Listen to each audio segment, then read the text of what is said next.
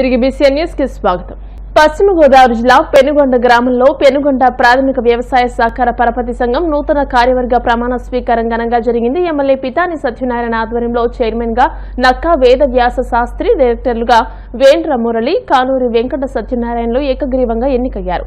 ఈ సందర్భంగా ఎమ్మెల్యే మాట్లాడుతూ నూతనంగా ఏర్పడిన ఈ కార్యవర్గం రైతుల శ్రేయస్సు కోసం పాటుపడాలని, రైతులకు కావలసిన రుణాలు, చేరవలసిన పథకాలు సక్రమంగా అందించి చిన్న సన్నకారు రైతుల అభివృద్ధికి పెనుగొండ ప్రాథమిక వ్యవసాయ సహకార పరపతి సంఘం పాటుపడాలని సూచించారు. ఆంధ్రప్రదేశ్ ప్రభుత్వం వారు జారీ చేసిన జీవో నెంబర్ 603 చేయవలసిందిగా బాధ్యతలు స్వీకరించుచున్నాను. నేను దీనిని న్యాయబద్ధంగాను ధర్మబద్ధంగాను నిర్వహించుటకు నిబద్ధుడే దేవుడి ఎదుట మరియు నా గురువర్యులు పితాని సత్యనారాయణ గారి మనసాక్షిగా మరి ఈ అవకాశం వారు ఇచ్చినందుకు మరి ఆధ్వర్యంలో పెనుగొండ PACS ని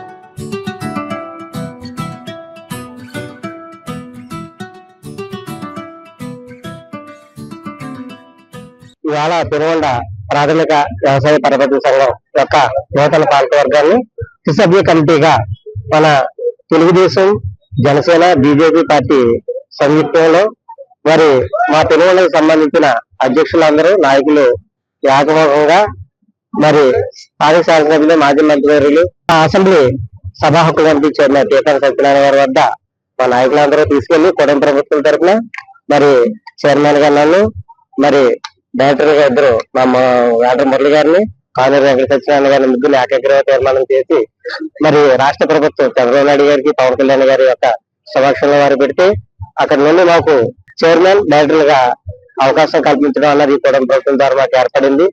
మరి ఈ రోజున ప్రవేశించిన మేము ప్రమాణ స్వీకారం మరి రైతులందరూ, స్థానిక పితాని సత్యనారాయణ గారు, గ్రామ పెద్దలు, కూటమి నాయకులందరూ పెద్ద ఎత్తున పాల్గొనడం జరిగింది. మరి రానున్న రోజుల్లో చిన్న సన్నకారు రైతులందరికీ కూడా మా సొసైటీ మరింత మేలైన అభివృద్ధిలో పరిచి ప్రతి రైతు కూడా మేలు జరిగేటట్టు చేసి మరి రానున్న రోజుల్లో సొసైటీలో చిన్న సొసైటీగా తీర్చిదిద్ది ప్రజలకంటూ రైతులకి మా సొసైటీ చేరువ చేసి శాసనసభ్యులు పితాని సత్యనారాయణ ఆధ్వర్యంలో ఈ కూటమి ప్రభుత్వాన్ని పశ్చిమ గోదావరి జిల్లాలో ఉత్తమ సొసైటీగా తీర్చిదిద్దడానికి మా వంతు కృషి చేస్తామని మా విలేకరు సోదరుల సమక్షంలో తెలియపరుచుకుంటున్నాం.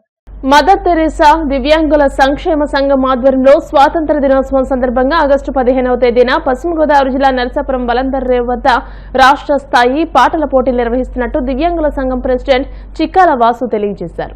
ఈ సందర్భంగా ఆయన మాట్లాడుతూ ఈ పాటల పోటీలలో గెలిచిన వారికి నరసాపురం డీఎస్పీ శ్రీవేద చేతుల మీదుగా బహుమతులు ప్రదానం చేయనున్నట్టు తెలియజేశారు. పాటల పోటీల్లో పాల్గొనదలిచిన వారు నరసాపురం మదర్ తెరీసా దివ్యాంగుల సంఘాన్ని సంప్రదించాలని కోరారు. నరసాపురం గోదావరి నది ఒడ్డున వాళ్ళందరిలో ఇంతకు ముందు మన జిల్లా స్థాయి పాటల పోటీలు మా సంఘం తరఫున నిర్వహించడం జరిగిందండి. ఎంతో గ్రాండ్ గా చేయడం జరిగింది. అలాగే ఈసారి రాష్ట్ర స్థాయి పాటల పోటీలు మా మదర్ తెరీసా నరసాపురం నియోజకవర్గ దివ్యాంగ సంక్షేమ సంఘం ఆధ్వర్యంలో మా సభ్యులందరం కూడా మేము అనుకుని ఒక రాష్ట్ర స్థాయి పోటీలు కార్యక్రమాలు నిర్వహించడం జరుగుతుందండి. ఈ కార్యక్రమానికి రాష్ట్రంలో ఉన్న నలుమూలల నుంచి కూడా జిల్లాలో ఉన్న వాళ్ళందరూ కూడా పార్టిసిపేట్స్ అందరూ పాల్గొని ఈ పాటల పోటీలో మొదటి ప్రైజు, రెండో ప్రైజు, మూడో ప్రైజు, కన్సల్టేషన్ బహుమతులు, అన్ని షీల్డ్లు, అన్ని కార్యక్రమాలు కూడా ఉన్నాయండి. దీనికి ప్రతి ఒక్కరు కూడా పార్టిసిపేట్ చేసి బహుమతుల్ని పొందవలసింది. తెరిసా దివ్యాంగుల సంక్షేమ సంఘం నరసాపురం వారి ఆధ్వర్యంలో గతించిన సంవత్సరం జిల్లా స్థాయిలో పాటల పోటీలు పెట్టాం. అద్భుతంగా ఆ కార్యక్రమాన్ని మీరు ఎంతో దిగ్విజయంగా జరిగించారు. దానికి ధన్యవాదాలు. మరలా ఈ సంవత్సరం 79వ స్వాతంత్ర దినోత్సవం సందర్భంగా మరి మదర్ తెరిసా దివ్యాంగుల సంక్షేమ సంఘం తరఫున మరి ఈ సంవత్సరం కూడా ఆగస్టు 15 మధ్యాహ్నం 2 గంటలకు నరసాపురం వలందరి ప్రాంగణంలో ఈ యొక్క రాష్ట్ర స్థాయి పాటల పోటీలు నిర్వహిస్తూ ఉన్నాం.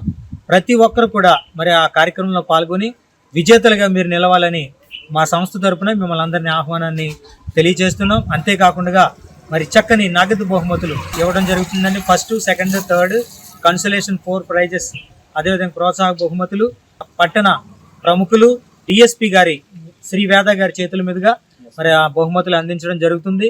మరి ఇంత చక్కటి కార్యక్రమానికి మీ అందరూ కూడా వచ్చి మరి పాల్గొనండి.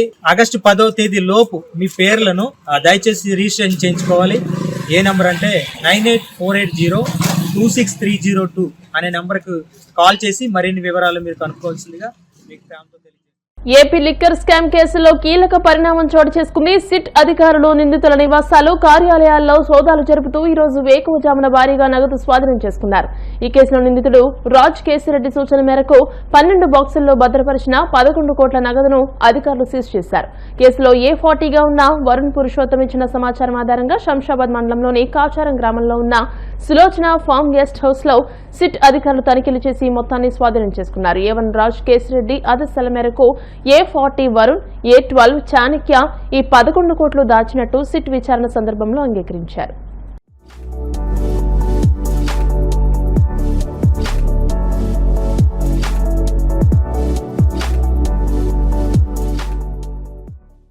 పవన్ కళ్యాణ్ కథానాయకుడిగా ఇటీవల విడుదలైన హరిహర వీరమల్లు చిత్రంపై జనసేన ఎమ్మెల్సీ నాగబాబు స్పందించారు. హరిహర వీరమల్లు చిత్రంపై వైసీపీ వాళ్ళు చేస్తున్న ప్రచారం దుర్మార్గమని అన్నారు. వైసీపీని ఆ పార్టీ నేతలను ఏమనాలో కూడా అర్థం కావడం లేదని వ్యాఖ్యానించారు.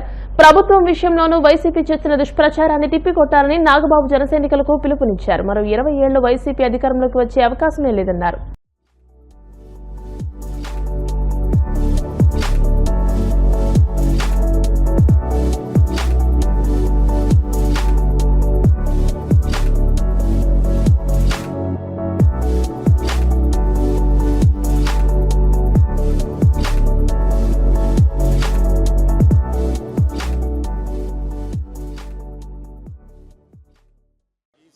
నేను హైదరాబాద్లో యూజువల్ కళ్యాణబాబు సినిమా అంటే మొదట రోజు కానీ రెండో రోజు కానీ చూస్తాను. నేను వెళ్దాం అనుకున్నాను. ఈ లోపుగా ఇక్కడ వైజాగ్ వచ్చే ప్రోగ్రాం ఉంటే సందీప్ మీరు సినిమా ఇక్కడ చూస్తే బాగుంటుంది అనగానే హైదరాబాద్ చుట్టం మానేసి ఇక్కడ సంగం శరత్ థియేటర్లో ఆడుతుందని తెలిసి ఇక్కడికి వచ్చాను. సినిమా చాలా ఎగ్జైటింగ్గా ఉండాలి. నాకు తెలిసి ఈ సినిమా కథ నాకు కొంచెం చూచాయిగా తెలుసు. ఒక ధర్మం కోసం పోరాడినటువంటి ఒక సామాన్య మానవుడు, ఒక వీరుడి కథ ఇది. షూటింగ్కి నేను చాలాసార్లు వెళ్ళాను. కళ్యాణ్ బాబు గారు చాలా ఇంట్రెస్టింగ్గా, చాలా డెడికేషన్తో ఈ సినిమా చేశారు. ఎందుకంటే షూటింగ్ చూస్తున్నప్పుడు ఒక ఆర్టిస్టు ఎంత డెడికేటెడ్గా చేస్తారో ఒక ప్రొడ్యూసర్గా నాకు అవగాహన ఉంది. రాజకీయాల్ని ఎంత డెడికేటెడ్గా, ఎంత నిబద్ధతతో చేస్తారో ఈ సినిమా షూటింగ్ కూడా అంత నిబద్ధతను చేస్తారు ఆయన సినిమాలు. సో అందులోనూ పవన్ కళ్యాణ్ గారిది ఫస్ట్ టైం పీరియాడిక్ బ్యాక్గ్రౌండ్ ఉన్నటువంటి ఒక ఫిక్షన్ స్టోరీ. అంటే భారతదేశాన్ని మొఘలాయలు పరిపాలించినప్పుడు ఔరంగజేబ్ భారతదేశాన్ని పరిపాలిస్తూ హిందువుగా నువ్వు ఉండాలంటే, జుట్టు పెంచుకోవాలంటే నీకు జిజియా పన్ను కట్టాలని, ఇలాగా ఎంతోమంది హిందువుల్ని చాలా టార్చర్కి గురి చేసినటువంటి రాజు. సో అతన్ని మా కాలేజీ చదివేటప్పుడు తెలుసు అతని గురించి, చదువుకునే వాళ్ళ హిస్టరీ. అతను ఎంత క్రూరుడైనటువంటి రాజు. సో మాకు అప్పుడే అనిపించేది ఎవరు ఇతని గురించి ఎవరు ఫైట్ చేయలేదని. అప్పట్లో ఛత్రపతి శివాజీ మహారాజ్ చేశారు, తర్వాత సంభాజీ చేశారు. కాకపోతే మనకి ఈ హరిహర వీరమల్లు అనే క్యారెక్టరు ఫిక్షన్ క్యారెక్టర్ అయినా ఒరిజినల్ హిస్టారిక్ బ్యాక్గ్రౌండ్లో కాబట్టి డెఫినెట్గా చాలా ఎక్సైటింగ్గా ఉంది చూడాలని. అందులోనూ కోహినూర్ డైమండ్కి సంబంధించినటువంటి నేపథ్యం ఇది. ఈ ఒకసారి ప్రజల ఆదరణ పొందిన తర్వాత ఎవడు ఏం ఆగినా ఎవడు ఏం చేసినా దాన్ని ఎవడు ఆపలేడు. సో దాని గురించి మేము పట్టించుకోం, ఎందుకంటే మంచి సినిమా చేసాం, జనం చూస్తున్నారు, ప్రజల ఆదరణ పొందింది, అదే మా క్రైటీరియా. వైసీపీ గురించి మాట్లాడటం కూడా టైం వేస్ట్. Thank you. కూటమి ప్రభుత్వం అధికారంలోకి వచ్చిన తర్వాత ఉద్యోగులను పట్టించుకోవడం లేదని ఏపీ రెవెన్యూ అసోసియేషన్ రాష్ట్ర అధ్యక్షులు బొప్పరాజు వెంకటేశ్వర్లు విమర్శించారు. విజయనగరంలో జరిగిన రెవెన్యూ ఉద్యోగుల సమావేశం అనంతరం ఆయన మీడియాతో మాట్లాడారు. గత ప్రభుత్వంలో ఉద్యోగులు ఎన్నో ఇబ్బందులు పడ్డారని, కూటమి ప్రభుత్వం వస్తే సమస్యలు తీరుతాయని ఆశించిన ఉద్యోగులకు నిరాశ మిగిలిందని తెలియజేశారు. ప్రభుత్వ ఉద్యోగుల సమస్యలపై ఒక్కసారైనా సంఘం నాయకులతో సమావేశం ఏర్పాటు చేశారా అని ప్రశ్నించారు. ఈ రాష్ట్రంలో కూటమి ప్రభుత్వం వచ్చి సంవత్సరం దాటిపోయింది. కూటమి ప్రభుత్వం రావడంలో ఈ రాష్ట్రంలో ఉద్యోగుల పాత్ర ఏ విధంగా ఉందో అందరికీ తెలిసిందే. చాలా ఆశతో ఉద్యోగులందరూ కూడా ఉన్నారు.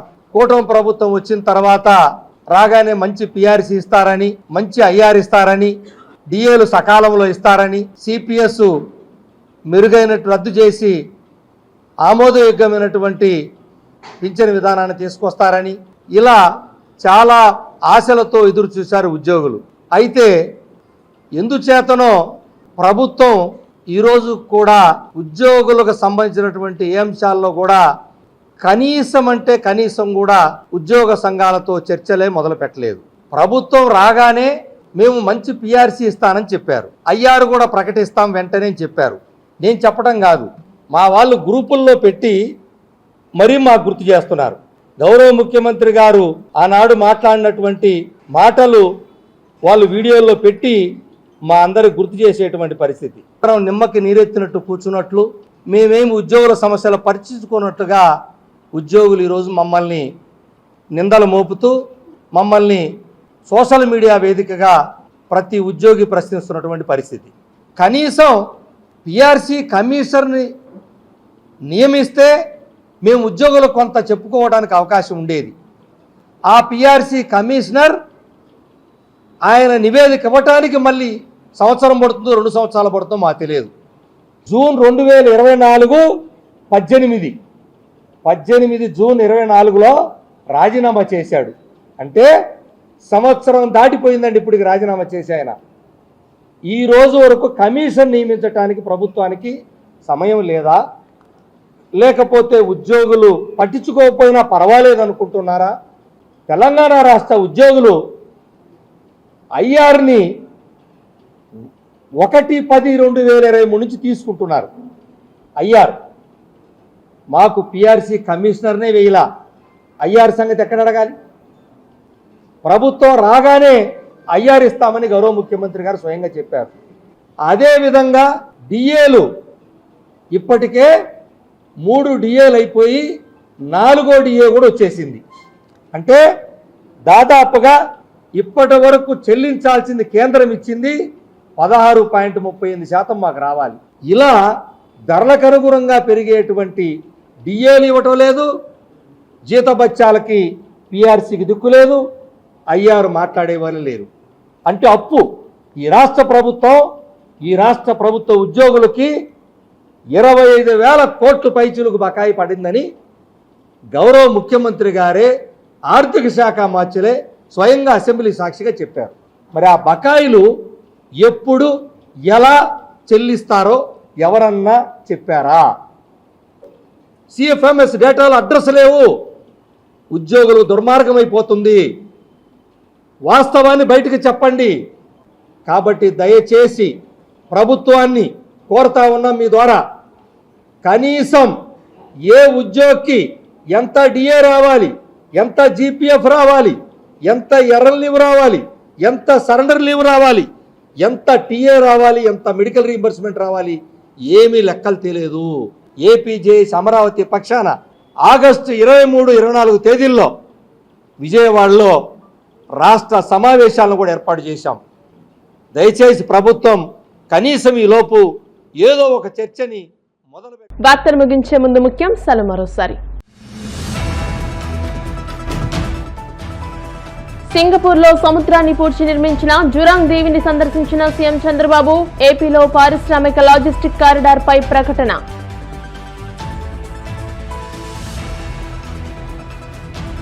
తాడేపల్లి వైసీపీ కేంద్ర కార్యాలయంలో జగన్ నేతృత్వంలో పీఎస్సీ సమావేశం. పార్టీ బలోపేతం, భవిష్యత్ కార్యాచరణపై పార్టీ నేతలకు దిశానిర్దేశం. మంగళగిరి జనసేన పార్టీ కార్యాలయంలో జనవాణి కార్యక్రమం. ప్రజల నుంచి అర్జీలు స్వీకరించిన తిరుపతి ఎమ్మెల్యే ఆరణి శ్రీనివాసులు.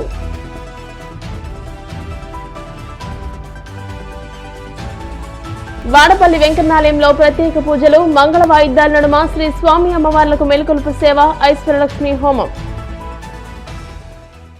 ఈ వార్తలు ఇంతటితో సమాప్తం. మరిన్ని వార్తల కోసం BCN digital YouTube channel, Facebook page ని ఫాలో అవ్వండి. అప్డేటెడ్ వార్తల కోసం ప్లీజ్ సబ్స్క్రైబ్.